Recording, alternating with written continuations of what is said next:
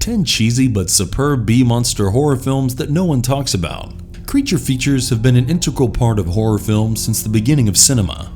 These movies either portrayed paranormal creatures that were discovered or humans transformed into them due to being bitten, magic, or witchcraft.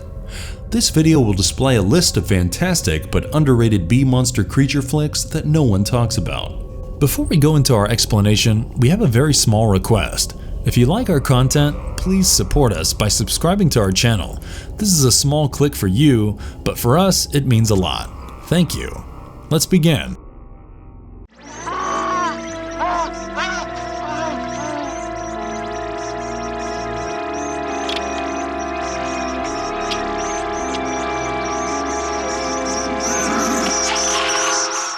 Without Warning, 1980. Sandy and Greg, two teenage kids, go camping with their friends in California. Despite being warned by a creepy gas station owner named Joe Taylor about not going near the lake, they decide to go there anyway. When everyone gets separated from each other on reaching, Greg and Sandy decide to team up with Taylor to save everyone. Unfortunately, he is fixated on his own priorities.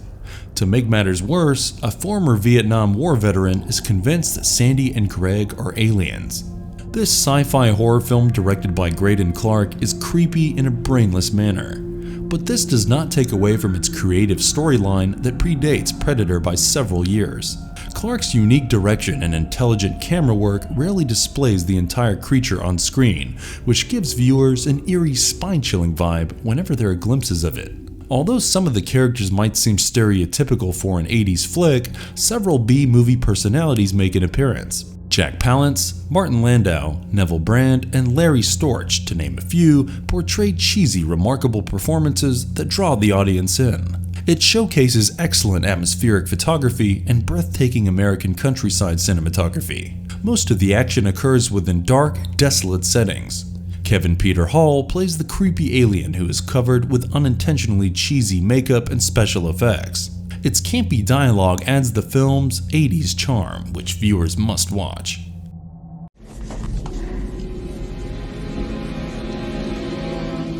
It's Susan. Creature, 1985. A crew of scientists arrive on a cold planet to examine unknown, archaic artifacts. They discover that their German enemies have already reached the planet before them. When they seek their help after a failed landing, they make a shocking discovery. The team must now protect themselves from an alien. Creature, also known as The Titan Find, is directed by William Malone. It is a modern action sci-fi film with a creepy atmosphere. Despite its low budget and cost-cutting CGI special effects, it is highly appreciated for its sheer entertainment value. It has a touching music score that fits the film's eerie vibe and contains a plethora of lurid gore. It is loaded with cracking horror riffs, all drenched in the sweet 1980s demeanor. It has a set of memorable characters played by actors who portray decent performances. It showcases breathtaking outer space cinematography accompanied by bizarre images. Although the film begins on a profoundly disturbing note, viewers praised it for its thrill, and it set the tone for the rest of the movie. It borrows certain elements from Aliens by Ridley Scott, but William Malone maintains its originality with its unique direction style. It portrays decent costumes and a campy rubber model slug representing the alien creature. This movie is a must-watch that fell through the cracks, but is highly enjoyable.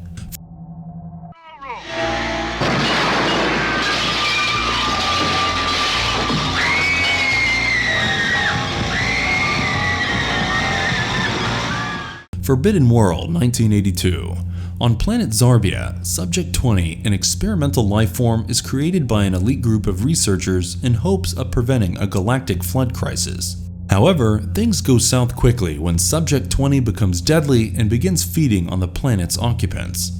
The best troubleshooter in the galaxy is summoned to help them with the problem. Alan Holtzman directed this enjoyable sci-fi horror film. It has spaceships, laser battles, a cool, drooling, grinning, skulled alien, and an abundance of gratuitous female nudity. It portrays an excellent electronic musical score and is filled with buckets of bloodshed and gore.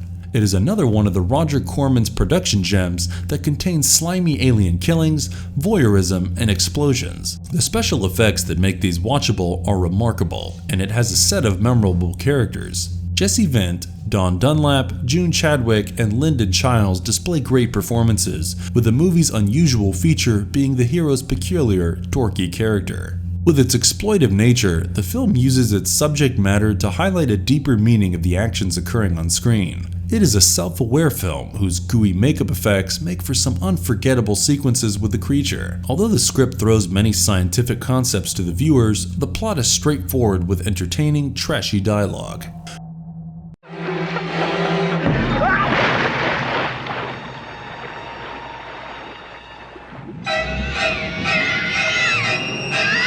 Humanoids from the Deep, 1980. A group of scientific experiments backfire and produce horrific mutations consisting of half-man and half-fish creatures. These creatures begin terrorizing a small fishing village by killing men and assaulting the women. The sci-fi monster movie, directed by Barbara Peters, is a classic 80s flick that is indefensibly trashy, and viewers love it all the more for it. It is campy on a visceral level and has the makings of some truly in-depth, believable characters. Dub McClure, Ann Turkle, and B-movie veteran Vic Morrow stirred significant thrill with their roles. It showcases gratuitous nudity and bloodshed, but might be overwhelming for viewers. But what 80s horror movie isn't? It is a highly entertaining low-budget flick with oppressed sexual undertones and explicit violence.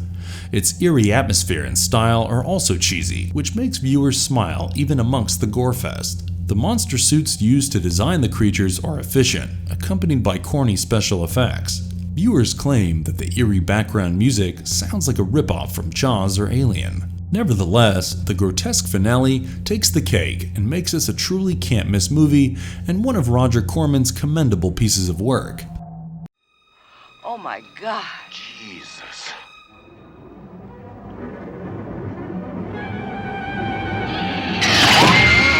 Parasite, 1982. Dr. Paul Dean creates a deadly parasite that is now attached to his stomach. He and his female companion, Patricia Wells, must find a way to destroy it. The sci-fi movie, directed by Charles Band, portrays Demi Moore in her first major film role. It's a cheesy, handy, low-budget flick that unfolds a bleaky, exciting futuristic storyline.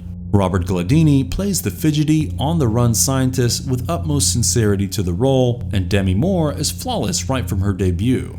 The sporadic use of strained, over-amplified slow-motion camera techniques give viewers a bellyful laugh. Stan Winston's black, slimy, revolting special effects design for the monster is deliciously disgusting, and needless to say, is the primary source that draws viewers in. While Mac Ahlberg exhibits his fine work as director of photography with fun 3D moments, Richard Band composed a terrific score. B-movie director Charles Band truly showcases how to make a not-so-ordinary movie out of an ordinary script with his out-of-the-world direction. He added chills, thrills, and a handful of fear factor to this otherwise slow burn. Jesus.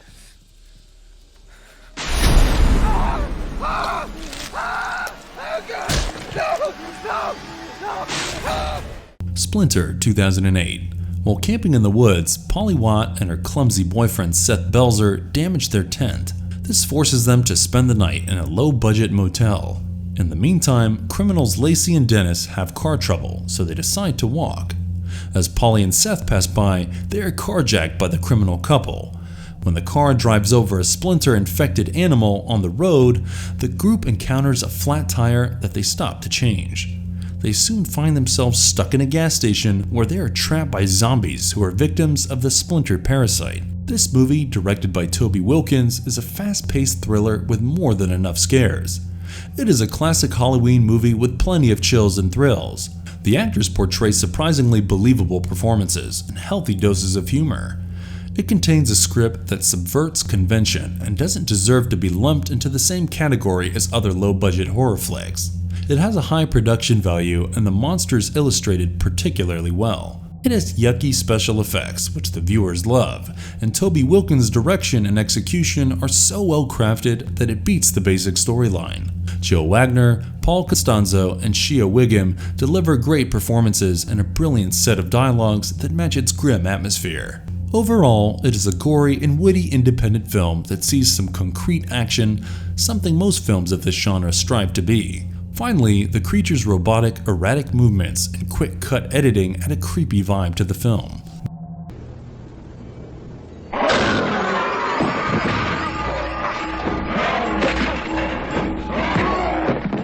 The Terror Within, 1989. Based on a post-apocalyptic premise, the world has been changed by something everyone refers to as the accident. This is a chemical warfare experiment that went horribly wrong. In an isolated underground complex, a group of people survive because they managed to get the antidote for the illness that the accident caused. They rescue a surface survivor from the creatures called gargoyles. Unfortunately, she is impregnated by one of them. This leads to a series of unforeseen, problematic circumstances for the group. This Roger Corman production, directed by Thierry Knotts, is an 80s tacky splatterfest. Despite its lumpy pacing, it evokes high entertainment value. It is self-aware of its campy B-grade vibe and remains a cult classic. Its storyline thrives on high-quality imagination that is evident from both the movie scenes and dialogue. Its coherent plot and decent performances make up for its slight predictability. The creepy creatures are kept off screen for the first half of the movie, where they are heard and viewed via point-of-view shots. This provides lingering suspense to the film. The monster designs appear to be played by a man in a rubber suit accompanied by cheesy makeup and special effects. Although its low-budget status is evident from its compact setting and Knotts' direction style, its grim atmosphere makes up for this. The film also contains a decent music score that is high-strung and ominously pitched, which complements its overall vibe.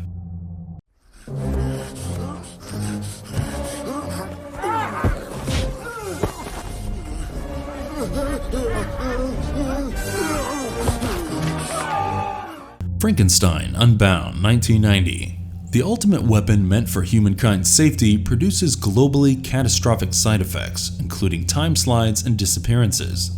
The scientist behind the project, along with his car, is transported from the year 2031 to 1817 Switzerland. Here he finds Dr. Victor Frankenstein and his contemporaries. This sci-fi horror movie marks Roger Corman's return as a director after a hiatus of almost 20 years. Despite its genre, viewers agreed that it is impossible to categorize. It is a perfect blend of part horror, part fantasy, part sci-fi, and part comedy. Roger Corman puts together a great set of actors, creating a truly mesmerizing and unforgettable film. John Hurt sways viewers in his more than convincing role, and Raul Julia does an outstanding job as Victor Frankenstein. The monster scenes are more funny than scary, and the audience enjoys this because of how self-aware the film is. Viewers can immediately recognize Corman's campy filmmaking style, which is far better than any other horror movie of its time, accompanied by the unforeseen twist on the Frankenstein tale. Although the monster appears to be more of the result of a genetic mutation rather than built together with human parts, the makeup and special effects were still pretty good. This is evident from the creature's eyes, face, broad jawline that sends chills down viewers' spine. What makes this movie so entertaining is that Corman has used a serious storyline and created a rather humorous film with a compelling plot.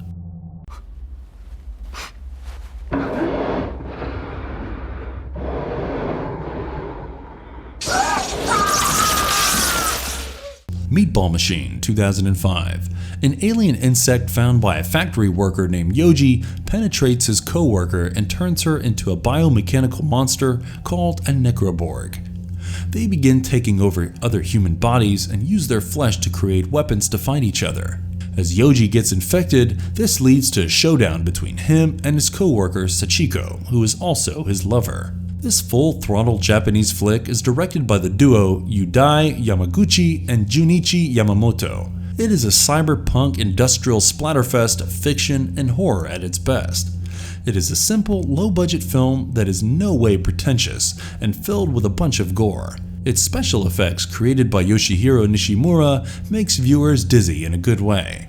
It also showcases an abundance of violence and an intriguing subplot portraying how the parasite arrived in the characters' lives. Although the plot is simple and even slightly cliched, the directors do a good job that ends in a bloody confrontation involving the two main characters.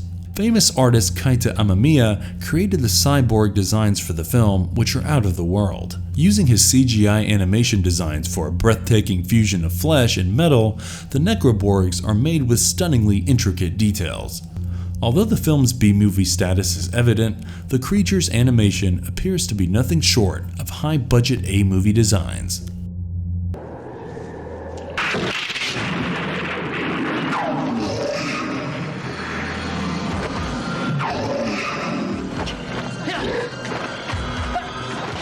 Yellow Fangs, a.k.a. Sonny Chiba, Japan, 1990.